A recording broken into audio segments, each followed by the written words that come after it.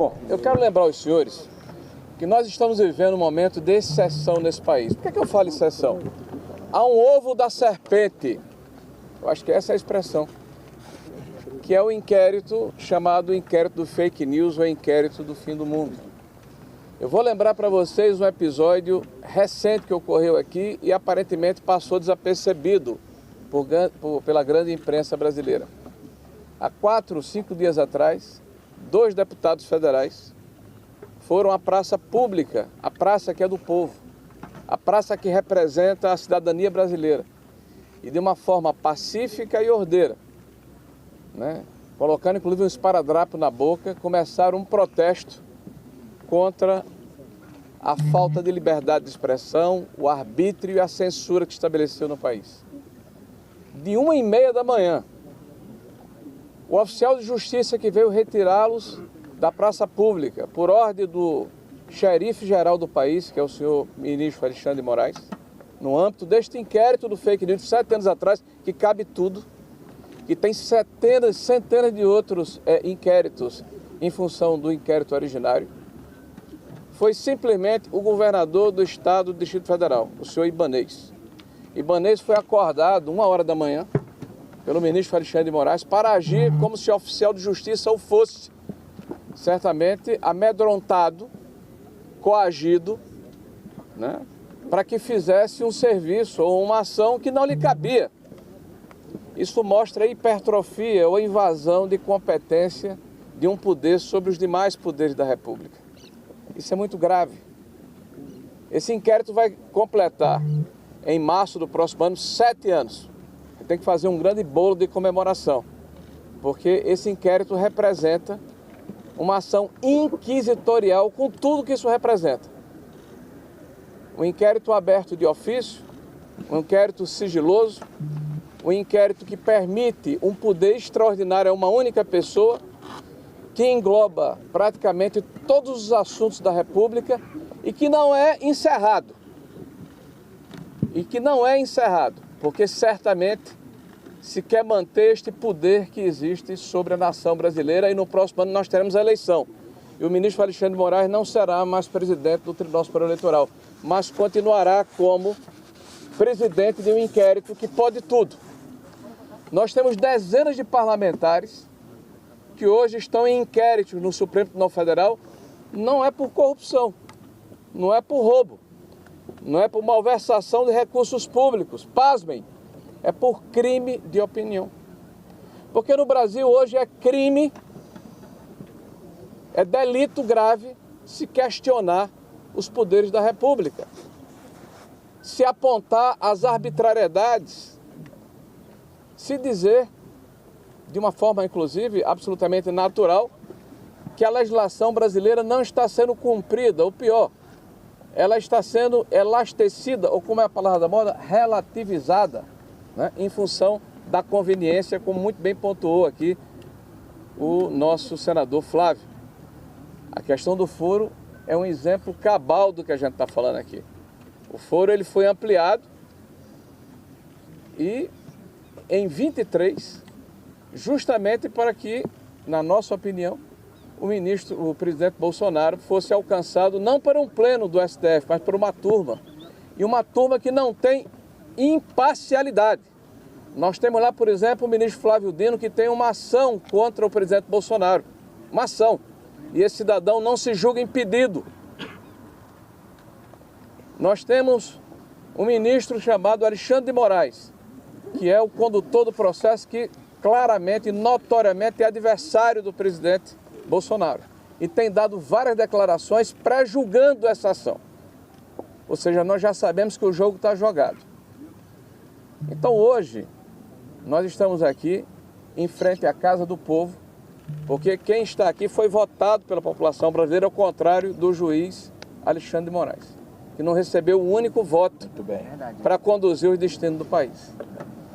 Estamos aqui da frente da Casa do Povo para dizer que chega, que basta, que não é mais possível conviver com a conivência ou com essa subordinação que o Poder Legislativo tem hoje perante um outro poder.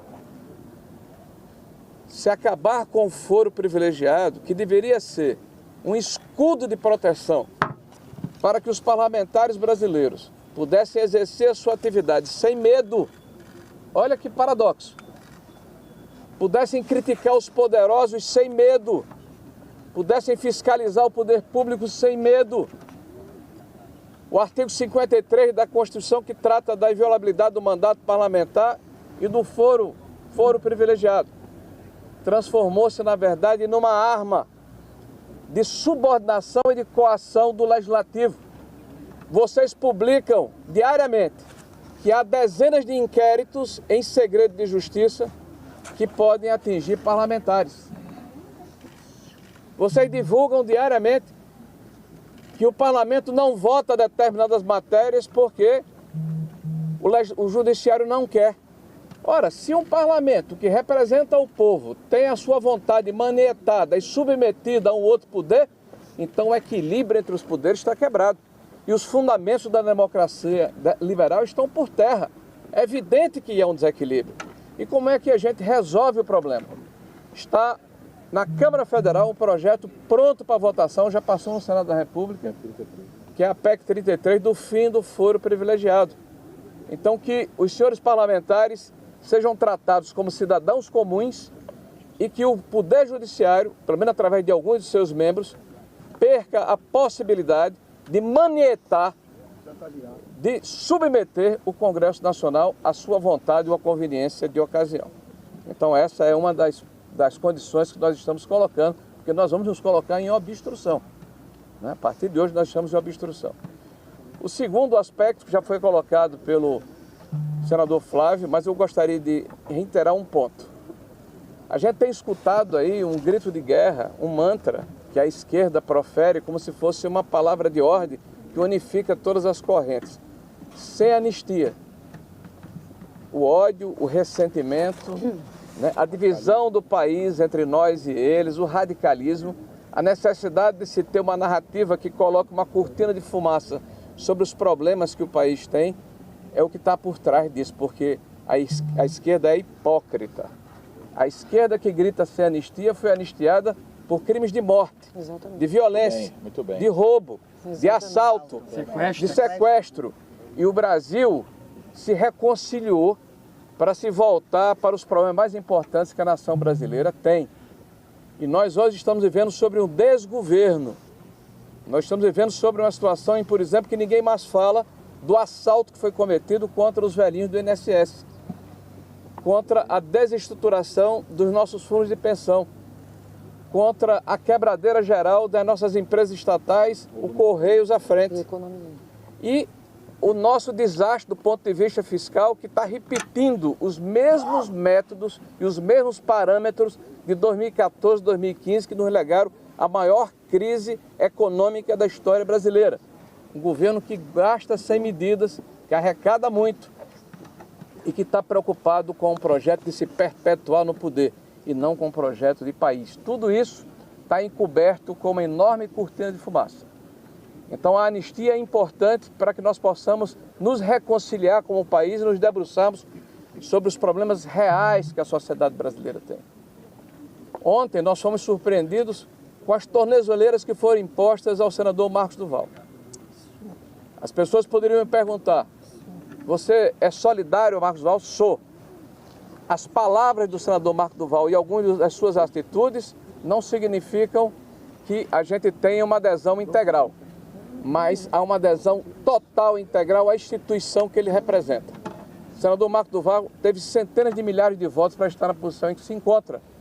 Ele volta dos Estados Unidos e as tornozeleiras são colocadas. É evidente que não há risco de fuga, senão ele tinha ficado lá. Então é uma vontade deliberada e clara de se apequenar a atividade parlamentar. Então nós acreditamos que é necessário que essas medidas draconianas que foram impostas ao senador, elas sejam votadas no plenário do Senado. E por fim, o quarto e último item, é necessário urgentemente, para que nós possamos voltar a ser pertinentes, para que a população acredite que de fato o poder legislativo que representa o povo é importante, para que haja de verdade equilíbrio entre os poderes, para que nós possamos resgatar os valores da democracia liberal. É importante que o presidente Davi Alcolumbre entenda É necessário que ele tenha estatura nesse momento e que ele permita a abertura do processo de impedimento por crime de responsabilidade em desfavor do ministro Alexandre de Moraes.